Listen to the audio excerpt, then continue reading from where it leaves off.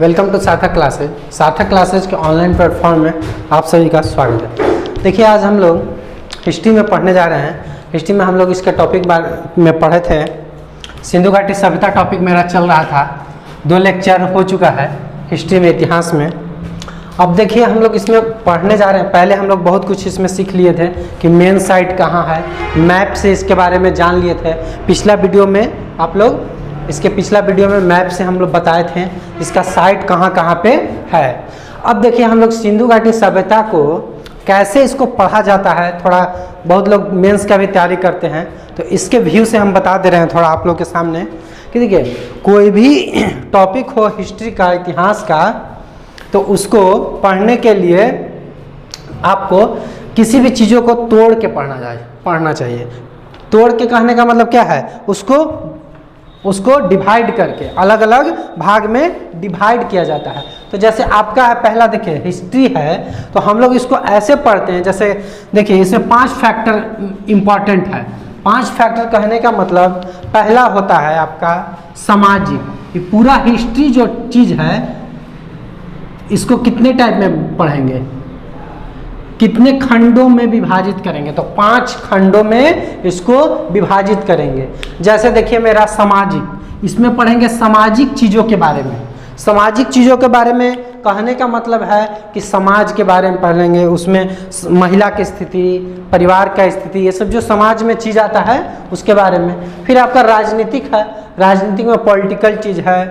आपका राजा का है, राजा के बारे में। और आपका जैसे कोई भी उसका राजनीतिक व्यवस्था कैसे है, राजा है तो वो कैसा, मंत्री वगैरह क्या क्या, मंत्री परिषद, मतलब उसमें डिवीजन है, सबको काम बांटा जाता है, वो सब चीज़। आर्थिक में हो गया आपका मुद्रा से रिलेटेड, व्यापार से रिलेटेड, ये सब चीज़ों को ध्यान में देना है। आपका धार्मिक में हो गया कि उस समय का धर्म से रिलेटेड चीज़ जो है, कर्म कांड वगैरह क्या था, पूजा, मूर्ति पूजा था, मंदिर था कि नहीं था, ये सब चीज़ों के बारे में हम लोग धार्मिक में देखते हैं। और कला और संस्कृति में हम लोग देखते हैं कि उस समय जो भी व्यापार होता था तो क्या होगा, रेवेन्यू बनेगा, क्या होगा, आर्थिक स्थिति मजबूत होगा, वही ना कला बनाएगा, संस्कृति डेवलप करेगा। शाहजहां के बारे में आप लोग सुने होंगे, ताजमहल क्यों बनाया, क्योंकि उसके पास बहुत ज़्यादा आर्थिक स्थिति मजबूत था, इसीलिए वह कला और संस्कृति में ज़्यादा डेवलप किया। तो इसी तरह हम लोग देखिए, इतिहास में ये सब चीज़ों को पढ़ते हैं, सामाजिक, राजनीतिक, आर्थिक एवं धार्मिक एवं कला एवं संस्कृति। तो देखिए, इसी में हम लोग पहला चीज चूज किए हैं, आपका धार्मिक प्रभाव है। क्या है, तो धार्मिक प्रभाव। तो धार्मिक प्रभाव किसका धार्मिक प्रभाव पढ़ रहे हैं, तो हम लोग सिंधु घाटी सभ्यता के धार्मिक प्रभाव, कि उस समय का धर्म कैसा था, उस समय किसकी पूजा होती थी, मूर्ति पूजा था कि नहीं था, किस चीज़ों के बारे में ज़्यादा पूज्य माना जाता था, ये सब चीज़ों के। तो इसमें पहला चीज़ है आपका मातृदेवी की पूजा का संकेत। क्या मिलता है कि मातृदेवी, मातृ मतलब क्या होता है, माता, मातृ मतलब माता, माता की पूजा कहने का मतलब स्त्री का क्या है, कि स्त्री की पूजा का संकेत। कहने का मतलब स्त्री उस समय पूजनीय थी, स्त्री पूजनीय थी। कैसे पता चला, तो देखिए, आपका बहुसंख्य नारी मृण मूर्तियों का मिलना। बहुसंख्य कहने का मतलब ज़्यादा से ज़्यादा मृण मूर्तियाँ मिली। मृण मूर्तियाँ कहने का मतलब होता है कि मिट्टी की मूर्ति। क्या होता है, मिट्टी की मूर्ति। मिट्टी की मूर्ति का मिलने से पता चलता है कि किसकी मूर्ति, नारी की। इससे पता चलता है कि उस समय पूजनीय थी, स्त्री क्या थी, पूजनीय थी। और सिर, कान, गले, हाथ और कमर में आभूषण बना हुआ था। अब मर्द तो पहनेगा नहीं कमर में आभूषण, कान में, गले में, नाक में, तो इसलिए क्या है कि आपका हमको इससे क्या पता चलता है कि जो मूर्ति मिली थी उसमें ये सब जगह पे आभूषण मिला। आभूषण मिला कहने का मतलब क्या, कि उसका पता चलता है कि स्त्री का पहचान है। किसका पहचान है, तो इससे हम लोग पता करते हैं स्त्री का पहचान, स्त्री का पहचान। तो देखिए, पहला आपका सिंधु घाटी सभ्यता के धार्मिक प्रभाव में मातृदेवी की पूजा का संकेत, इसको आपको याद रखना चाहिए। अब देखिए, इसमें है आपका पृथ्वी की पूजा। दूसरा पॉइंट है पृथ्वी की पूजा। पृथ्वी की पूजा ये कैसे पता चला कि पृथ्वी को पूज्य मानते थे? आज हम लोग धरती माता को पूज्य मानते ना है। क्यों धरती माता को पूज्य मानते हैं? आज देखते हैं सबको बोलता है भारत माता की जय, भारत माता की जय। तो धरती माता हम लोग का भारत देश है, तो भारत माता हम बोलते हैं ना। इसी तरह क्या है, धरती माता पृथ्वी की पूजा। तो क्या है, हम लोग को अन्न देती है, खाना पीना देती है, क्या उसी पर उपजाते हैं कृषि। आज भारत में 80% क्या बोला जाता है कि 70% मुश्किल से क्या है, आदमी कृषि से जुड़ा हुआ है। कृषि से जुड़ा हुआ है भारत, तो बहुत मतलब बड़ा विश्व में सबसे अगर बड़ा कोई कृषि प्रधान देश है तो भारत ही है। और यहाँ पे पशु का भी संख्या सबसे ज़्यादा है। तो हम लोग धरती माता इसलिए बोलते हैं, भारत माता का क्या बोलते हैं कि भारत माता, भारत माता। क्यों? क्योंकि हम लोग पूज्य मानते हैं, आप अपनी धरती को पूज्य मानते हैं। तो देखिए कैसे पता चला, तो स्त्री के गर्भ से निकलता पौधा। अब स्त्री क्या किस रूप में है? स्त्री पृथ्वी के रूप में, और उसके गर्भ से निकलता पौधा। तो अब बताइए, किसी चीज से निकलता पौधा है तो किससे निकलता है पौधा? जब स्त्री को मान लिया गर्भ, तो क्या धरती माँ से, उसका तुलना किससे किया? धरती माँ से। तो पृथ्वी की पूजा का संकेत मिलता है। कहाँ से ये चीज मिला है? आपका हड़प्पा से। इसको आपको याद रखना पड़ेगा। अब देखिए तीसरा में है शिव पूजा का संकेत, शिव पूजा।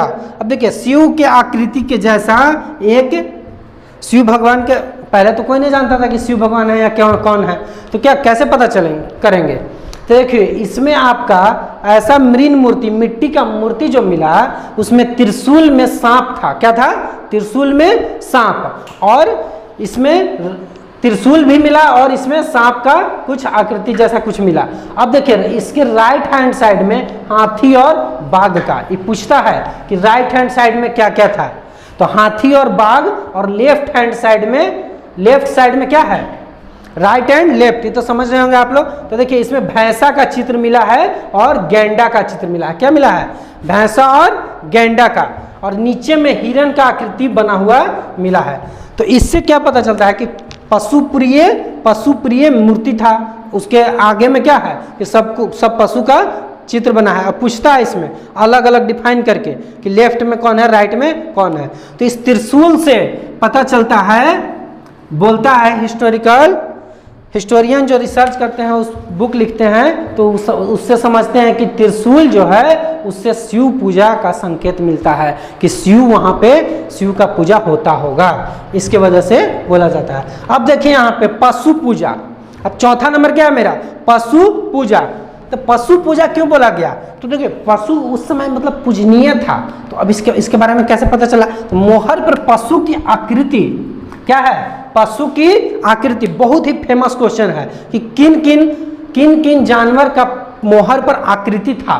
सिंधु घाटी सभ्यता से बार बार अच्छा कंपटीशन में इससे क्वेश्चन पूछता है। तो देखिए आपका बैल है, भैंस है और बाघ है। क्या है? बैल है, भैंस है और बाघ है। और देखिए इसमें एक श्रृंगी पशु है।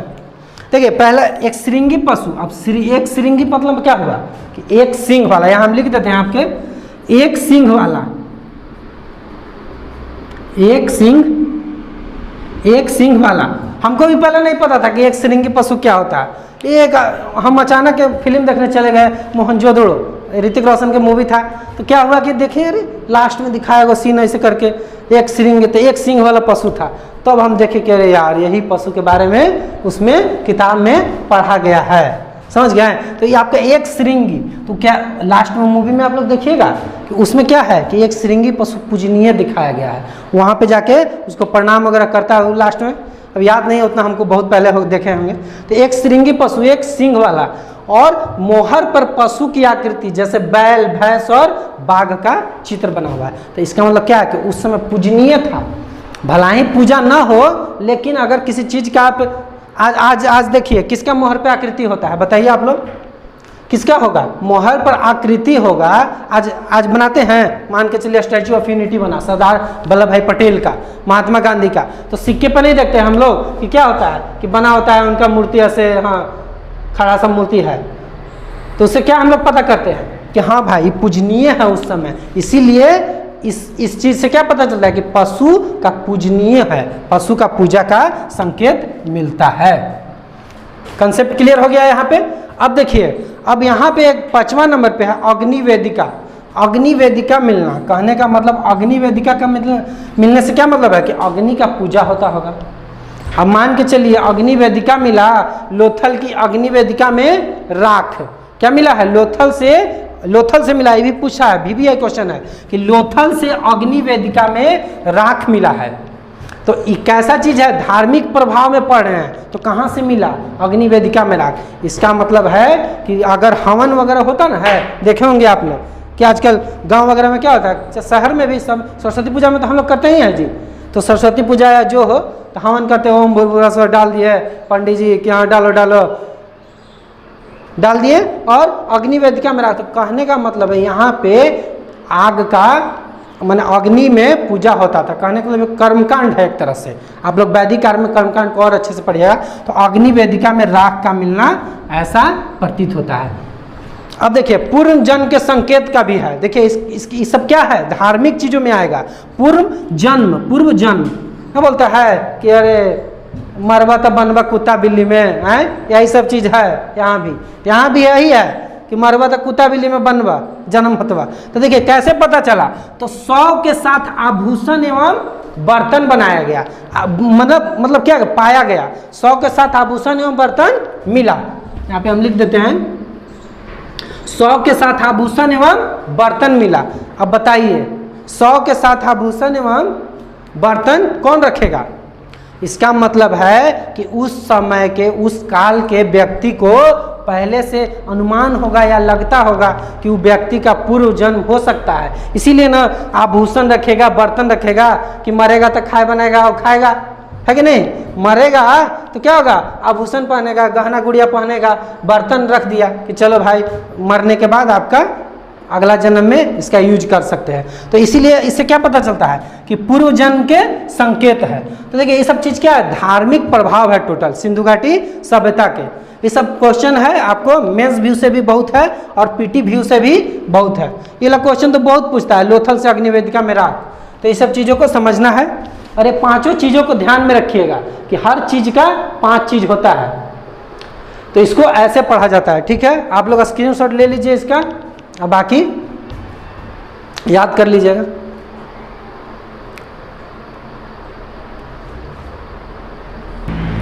तो हम लोग देखें उसमें कि धार्मिक प्रभाव में क्या देखें कि स्त्री का क्या था, मातृ प्रधान था, मतलब मातृ की पूजा, पृथ्वी की पूजा।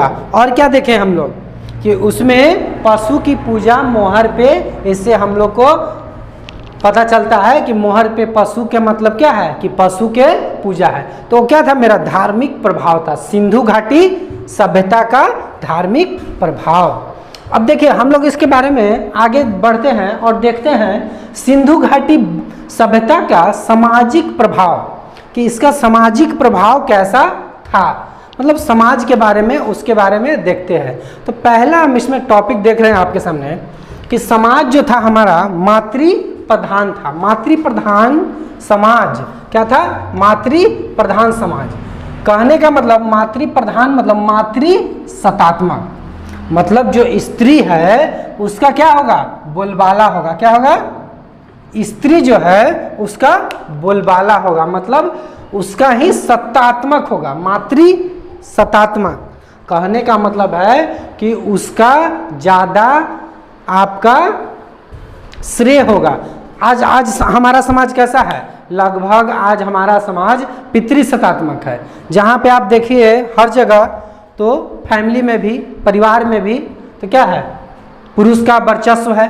तो उस समय क्या बताया जाता है कि इस सामाजिक व्यवस्था में कि मातृसत्तात्मक मतलब माता का, स्त्री का वर्चस्व था, मतलब माता प्रधान थी। डिसीजन मेकर कौन थी, डिसीजन मेकर कौन थी, तो आपकी स्त्री थी। तो इसको हम लोग लिख सकते हैं,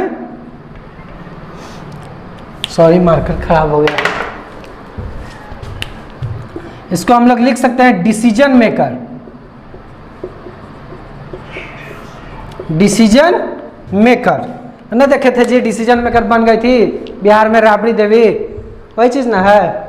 तो देखिए, तो आप देखिए नारी की मूर्तियां बहुत मात्रा में मिली है। तो नारी की मूर्तियां बहुत मात्रा में मिली, इसका मतलब क्या हुआ कि नारी का वर्चस्व होगा, तभी ना। आज मान के चलिए सब जगह देवी देवता के मूर्ति अगर मिले, सिर्फ रहे कि खाली शंकर जी के और हनुमान जी के मूर्ति रहे, तो क्या आदमी सोचेगा आज से 2000 साल 4000 साल बाद कि हाँ इस समय केवल शंकर जी और आपका हनुमान जी के पूजा होता था, दुर्गा जी के को मूर्ति न मिले कि दुर्गा पूजा तो मनाओ लेना। नारी की मूर्तियाँ बहुत मात्रा में क्या है मिली, बहुत मात्रा में मिली। अब देखिए मातृदेवी की मूर्तियाँ, मातृदेवी की मूर्तियाँ बताए थे कि पूजा होता था, पूज्य क्या है, मातृ यहाँ पे पूज्य है, मातृदेवी की पूजा, तो मातृदेवी पूज्य है।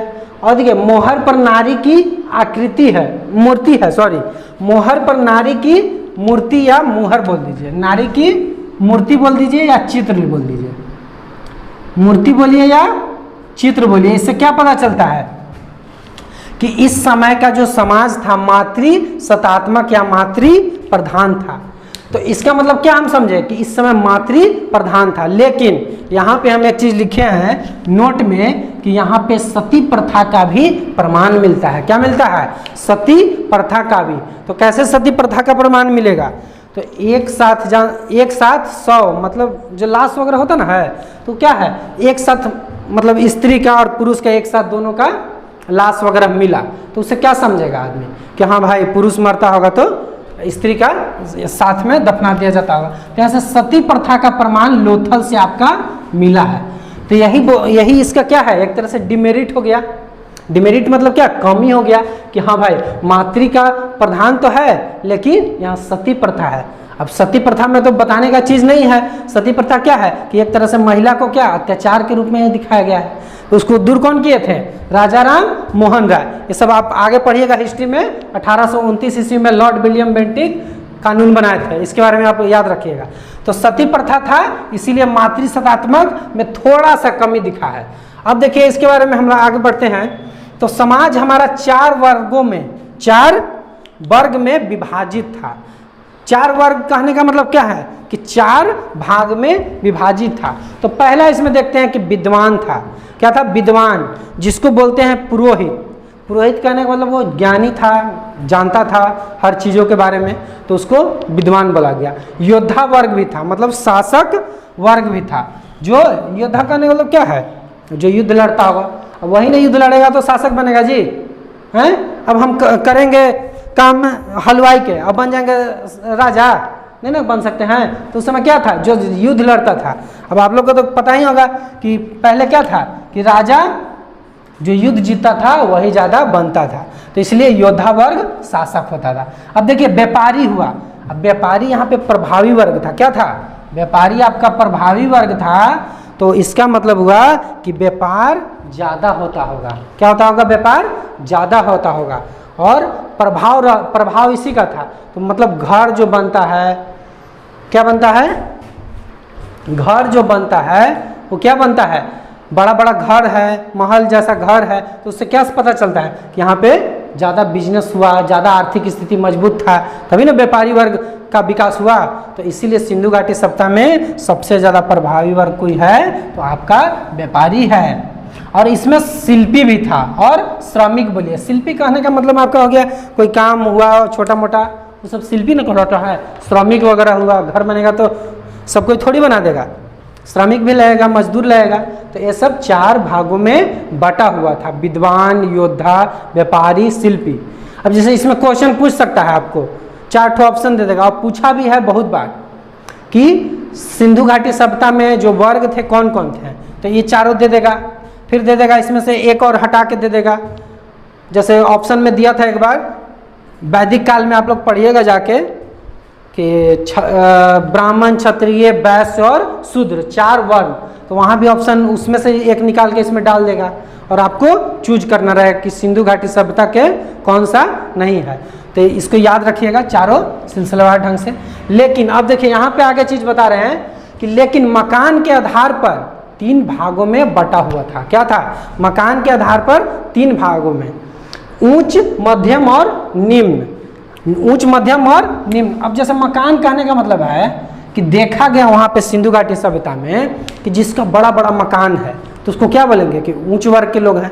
आज आप देखिएगा जाके महानगर क्या है, महानगर में बड़े बड़े घर होते ना हैं, तो वहाँ पे आप समझिएगा कि हाँ भाई यहाँ पैसा वाला आदमी है तभी ना बड़ा बड़ा घर में रह रहा है। अब जाइएगा गांव वगैरह में तो छोटा छोटा फूस का घर देखिएगा, झोपड़ी देखिएगा, तो क्या समझिएगा कि यहाँ मर्सिडीज इसके यहाँ होगा, समझिएगा नहीं ना, तो मर्सिडीज यहाँ पे नहीं हो सकता है। तो इससे क्या समझेंगे कि निम्न वर्ग के लोग हैं। अब बाकी जो बीच में छोटा छोटा जो घर होगा वो क्या होगा, मध्यम वर्ग। अरे हंसने वाला क्या बात है इसमें यार, मर्सिडीज वगैरह तो नाम ले ही सकते हैं, उतना औकात नहीं है, खरीद लेंगे कभी मन करेगा। ठीक है, उच्च मध्यम और निम्न याद रखना है। तो ये आपका हो गया 4 वर्ग में विभाजित है, लेकिन मकान के आधार पर 3 भागों में बटा हुआ है, उच्च मध्यम और निम्न। अब देखिए सिंधु घाटी सभ्यता का समाज में ही देखेंगे। अब मान के चलिए आज जो समाज है हम लोग का, तो इसमें क्या देखेंगे, सामाजिक चीज में क्या देखते हैं कि शहर कैसा है, गांव कैसा है, गांव का सड़क कैसा है, सब सामाजिक चीज में हो गया कि हाँ। तो सिंधु घाटी सभ्यता का सबसे अच्छा जो चीज माना गया है, जो रिसर्चर या हिस्टोरिकन बोलता है, तो क्या था, नगर योजना था। क्या था, नगर योजना। नगर योजना कहने का मतलब क्या है कि उसका जो उस समय का जो नगर जो बना था वो बहुत अच्छे तरीके से, कहने का मतलब कि वो सुदृढ़ था, मतलब अच्छा से विकसित किया गया था, प्लानिंग के साथ बना था, ग्रिड पद्धति में बना था। इसमें यहाँ एक चीज हम लिख देते हैं आपको, ग्रिड पद्धति, बहुत फेमस है ये चीज, ग्रिड पद्धति में बना था। कहने का मतलब है कि नगर योजना अच्छा तरीके से, कहने का मतलब कि उच्च वर्ग अलग रहेगा, निम्न वर्ग अलग रहेगा, मध्यम वर्ग अलग था, कि ज़्यादा पैसा वाला अलग अलग कर दिया गया। और वहाँ पे क्या था कि अच्छे तरीके से मतलब नाली वगैरह का विकास था, सड़क भी था, तो ऐसे कटिंग होता था कि इतना में इधर घर है, इधर घर है, इधर घर है, अलग अलग घर बना हुआ है। और एक मतलब क्या है कि वहाँ पे रोड वगैरह का अच्छा इंतजाम था। तो नगर सबसे योजनाबद्ध गुण था। अब देखिए नगर को 2 खंडों में, ऐसे तो 3 खंड है, लेकिन मेनली इसमें 2 खंड हम पढ़ते हैं, एक था अपर टाउन और लोअर टाउन, अपर टाउन और लोअर टाउन। तो देखिए अपर टाउन में हम आप लोग को क्या बताएं यहाँ कि ऊंच लोग रहते होंगे, मध्यम वर्ग जो सबसे बीच में रहता होगा, और निम्न वर्ग सबसे नीचे में रहता होगा। तो इससे आप लोग समझ सकते हैं कि लोअर टाउन में कौन रहेगा, श्रमिक रहेगा, कामगार रहेगा, कृषक रहेगा, माने जो कृषि करता है, खेती करता है, शिल्पी रहेगा जो शिल्पकार होगा, ये सब चीज देख लीजिएगा। और अपर टाउन में कौन रहेगा, अपर टाउन में रहेगा जो पैसा वाला हो, जो जिसके पास ज़्यादा पैसा, वही ना बड़ा बड़ा घर बनाएगा।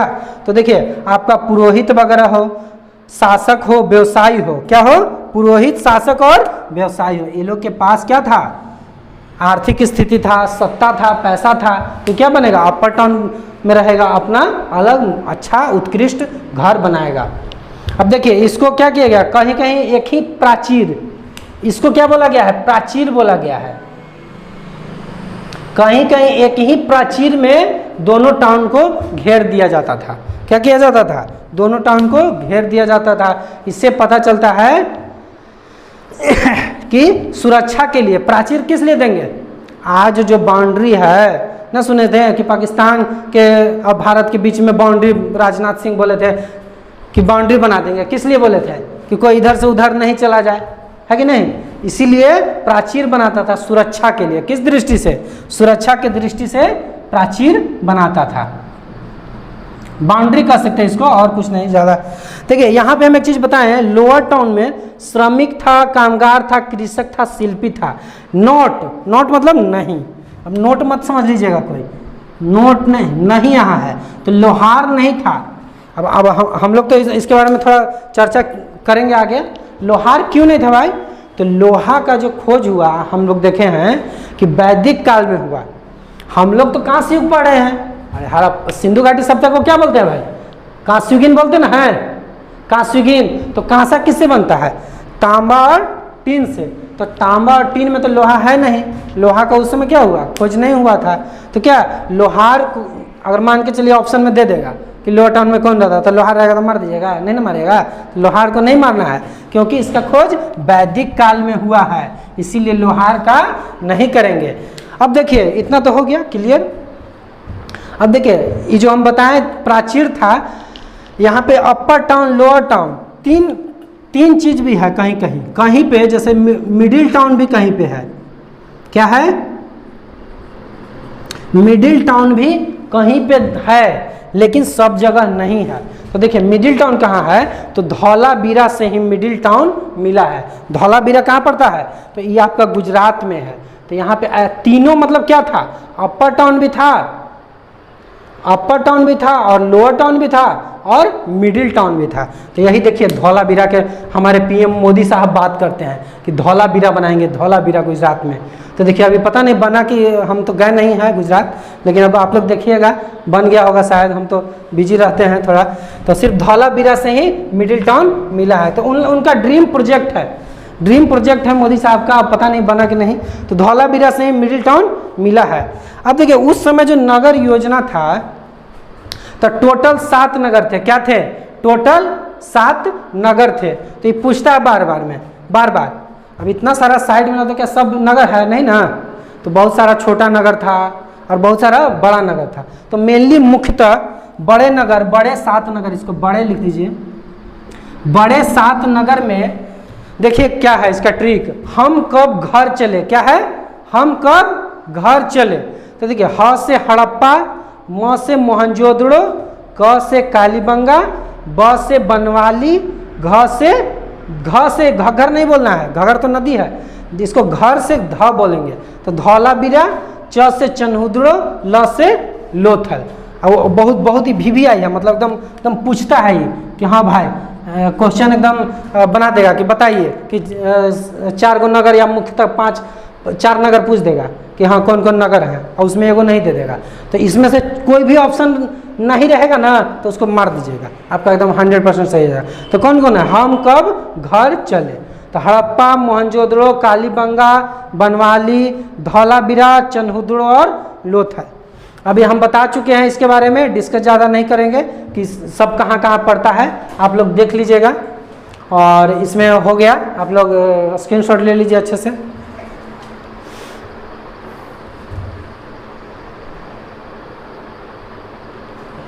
आप लोग स्क्रीनशॉट ले लीजिए, ठीक है। आप लोग देखिए इसके बारे में और भी पढ़िए, बुक वगैरह से एनसीईआरटी वगैरह बुक भी पढ़ सकते हैं जो अच्छे से याद होगा। ऑब्जेक्टिव बुक भी पढ़ सकते हैं, जो है क्राउन, लूसेंट, जितना बुक है। आपको अगर वीडियो को अच्छे से देखिए, लगातार देखिए। और तो देखिए इसमें क्या है कि आपको सब चीज़ बुक वगैरह से पढ़ना पड़ेगा तब याद होगा। और इसको स्क्रीनशॉट लेके कॉपी कलम लेके लिखिए और उसको लिखने से प्रैक्टिस होगा आपको। और कोई भी क्वेश्चन रहेगा क्वेश्चन लगाइए, कोई दिक्कत नहीं है इसमें, सब क्वेश्चन बनेगा। और इसका लेक्चर आगे देंगे।